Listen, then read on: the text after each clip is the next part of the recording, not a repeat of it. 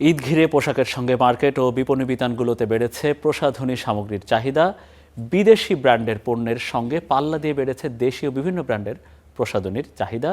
দেশীয় পণ্যের চাহিদা এবং বিক্রির বিষয়ে আমরা একটু জানবো সরাসরি।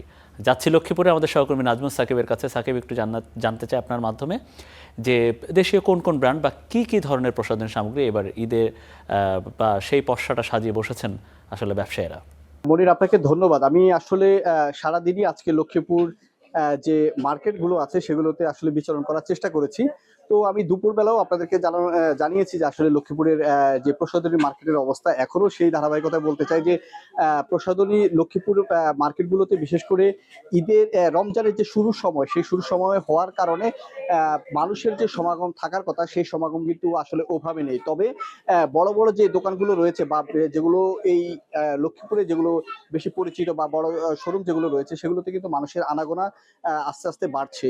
বিশেষ করে বিকেল ৩টায় যখন আমরা ছিলাম তখনও কিন্তু আমরা আসলে মানুষের তেমন তেমন কোনো মানুষের সমাগম দেখিনি। তবে এখন সন্ধ্যা হওয়ার পর থেকে কিন্তু মানুষের আস্তে আস্তে আনাগোনা বেড়েছে। আপনারা দেখতে পাচ্ছেন যে আমার পেছনেও মানুষদের এখন কিছু আনাগোনা দেখা যাচ্ছে যারা হচ্ছে কেনাকাটা করার জন্য এসেছে। এর বাইরে যদি বলি যে আসলে লক্ষ্মীপুরে সারা দেশের মতোই বলা যেতে পারে যে বিদেশি যে প্রসাধনীগুলো আছে সেগুলোর প্রতি মানুষের বেশ আগ্রহ বা বেশ আকর্ষণ আমরা দেখেছি।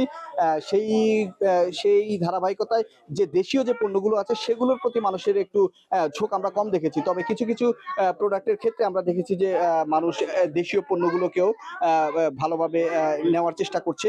আমরা দেখছি অনেকে কেনাকাটা করছে। আমরা একটু কথা বলতে চাই, আপনার সাথে একটু কথা বলবো। আমরা লাইভে যুক্ত আছি। এই যে রমজান শুরু হলো, কেনাকাটাও আপনারা করা শুরু করলেন। এখন এই মুহূর্তে প্রসাধনী সামগ্রী কেনার চেষ্টা করছেন বা কেনাকাটা করছেন।